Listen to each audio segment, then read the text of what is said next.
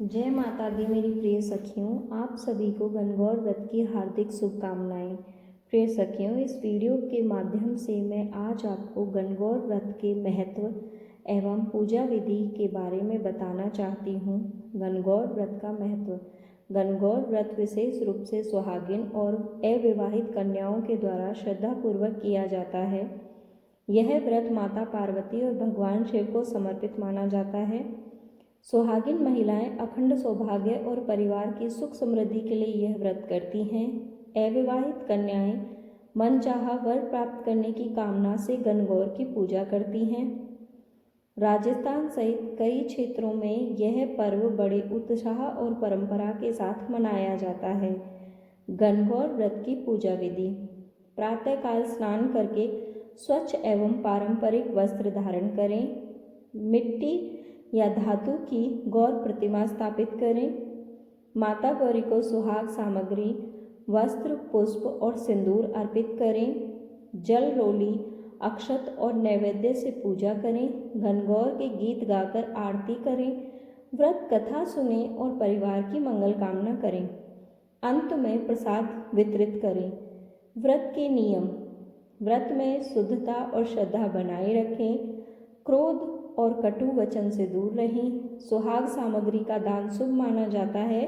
व्रत के दौरान सात्विक भोजन ही करें। गणगौर व्रत की व्रत कथा। एक बार भगवान शंकर और पार्वती जी नारद जी के साथ भ्रमण को निकले। चलते चलते वे चैत्र शुक्ल तृतीया के दिन एक गांव में पहुंच गए। उनके आगमन का समाचार सुनकर गांव की श्रेष्ठ कुलीन स्त्रियां उनके स्वागत के लिए स्वादिष्ट भोजन बनाने लगीं। भोजन बनाते बनाते उन्हें काफ़ी विलंब हो गया, किंतु साधारण कुल की स्त्रियां श्रेष्ठ कुल की स्त्रियों से पहले ही थालियों में हल्दी और अक्षत लेकर पूजन करने पहुंच गईं। पार्वती जी ने उनके पूजा भाव को स्वीकार कर सारा सुहाग रस उन पर छिड़क दिया। वे अटल सुहाग प्राप्ति का वरदान पाकर लौटीं।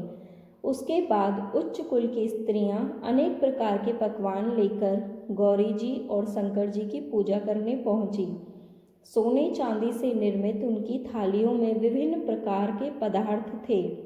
उन स्त्रियों को देखकर भगवान शंकर ने पार्वती जी से कहा, तुमने सारा सुहाग रस तो साधारण कुल की स्त्रियों को ही दे दिया, अब इन्हें क्या दोगी? पार्वती जी ने उत्तर दिया, प्राणनाथ, आप इसकी चिंता मत कीजिए। उन स्त्रियों को मैंने केवल ऊपरी पदार्थों से बना रस दिया था, इसलिए उनका रस धोती से रहेगा, परंतु मैं इन उच्च कुल की स्त्रियों को अपनी उंगली चीरकर अपने रक्त का सुहाग रस दूंगी। यह सुहाग रस जिसके भाग्य में पड़ेगा वह तन मन से मुझ जैसी सौभाग्यवती हो जाएगी। जब स्त्रियों ने पूजन समाप्त कर दिया, तब पार्वती जी ने अपनी उंगली चीरकर उन पर छिड़क दी। जिस पर जैसा छींटा पड़ा उसने वैसा ही सुहाग पा लिया। उसके बाद भगवान शिव की आज्ञा से पार्वती जी ने नदी तट पर स्नान किया और बालू की शिव मूर्ति बनाकर पूजन करने लगीं। पूजन के बाद बालू के पकवान बनाकर शिव जी को भोग लगाया। प्रदक्षिणा करके नदी तट की मिट्टी से माथे पर तिलक लगाकर 2 कण बालू का भोग लगाया। इतना सब करते करते पार्वती जी को काफ़ी समय लग गया। काफ़ी देर बाद जब वे लौटकर आईं तो महादेव जी ने उनसे देर से आने का कारण पूछा। उत्तर में पार्वती जी ने झूठ ही कह दिया कि वहाँ मेरे भाई भावज आदि मायके वाले मिल गए थे, उन्हीं से बात करने में देर हो गई। परंतु महादेव तो महादेव ही थे, वे कुछ और ही लीला रचना चाहते थे। अतः उन्होंने पूछा, पार्वती, तुमने नदी के तट पर पूजन करके किस चीज़ का भोग लगाया था और स्वयं कौन सा प्रसाद खाया था? स्वामी, पार्वती जी ने पुनः झूठ बोल दिया, मेरी भावज ने मुझे दूध भात खिलाया था, उसे खाकर मैं सीधी यहाँ चली आई हूँ। यह सुनकर शिवजी भी दूध भात खाने की लालच में नदी तट की ओर चल दिए। पार्वती जी दुविधा में पड़ गईं। तब उन्होंने मौन भाव से भगवान भोले शंकर का ही ध्यान किया और प्रार्थना की, हे भगवान, यदि मैं आपकी दासी हूँ तो आप इस समय मेरी लाज रखिए। यह प्रार्थना करती हुई पार्वती जी भगवान शिव के पीछे पीछे चलती रहीं। उन्हें दूर नदी के तट पर माया का महल दिखाई दिया। उस महल के भीतर पहुंचकर वे देखती हैं कि वहाँ शिवजी के साले और सलहज आदि से परिवार उपस्थित थे। उन्होंने गौरी तथा शंकर का भावभीना स्वागत किया। वे 2 दिनों तक वहाँ रहे। तीसरे दिन पार्वती जी ने शिवजी को चलने के लिए कहा, पर शिवजी तैयार न हुए। वे अभी और रुकना चाहते थे। तब पार्वती जी रूठकर अकेली ही चल दीं। ऐसी हालत में भगवान शिवजी को पार्वती जी के साथ चलना पड़ा। नारद जी भी साथ साथ चल दिए। चलते चलते वे बहुत दूर निकल आए। उस समय भगवान सूर्य अपने धाम को पधार रहे थे। अचानक भगवान शंकर पार्वती जी से बोले, मैं तुम्हारे मायके में अपनी माला भूल आया हूँ। ठीक है, मैं ले आती हूँ।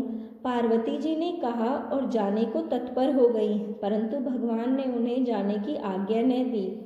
इस कार्य के लिए ब्रह्मापुत्र नारद जी को भेज दिया, परंतु वहां पहुंचने पर नारद जी को कोई महल नजर न आया। वहां तो दूर तक जंगल ही जंगल था, जिसमें हिंसक पशु विचर रहे थे। नारद जी वहां भटकने लगे और सोचने लगे कि कहीं वे किसी गलत स्थान पर तो नहीं आ गए हैं। मगर सहसा ही बिजली चमकी और नारद जी को शिवजी की माला एक पेड़ पर टंगी हुई दिखाई दी। नारद जी ने माला उतार ली और शिवजी के पास पहुंचकर वहां का हाल बताया। शिवजी ने हंसकर कहा, नारद, यह सब पार्वती की ही लीला है। इस पर पार्वती बोली, मैं किस योग्य हूँ? तब नारद जी ने सिर झुकाकर कहा, माता, आप पतिव्रताओं में सर्वश्रेष्ठ हैं। आप सौभाग्यवती समाज में आदि शक्ति हैं। यह सब आपके पतित्व का ही प्रभाव है। संसार की स्त्रियां आपके नाम स्मरण मात्र से ही अटल सौभाग्य प्राप्त कर सकती हैं और समस्त सिद्धियों को बना तथा मिटा सकती हैं। तब आपके लिए यह कर्म कौन सी बड़ी बात है? महामाया गोपनीय पूजन अधिक शक्तिशाली और सार्थक होता है। आपकी भावना और चमत्कार पूर्ण शक्ति को देखकर मुझे बहुत प्रसन्नता हुई। मैं आशीर्वाद रूप में कहता हूँ कि जो स्त्रियाँ इस तरह गुप्त रूप से पति का पूजन करके मंगल कामना करेंगी, उन्हें महादेव जी की कृपा से दीर्घायु वाले पति का साथ मिलेगा।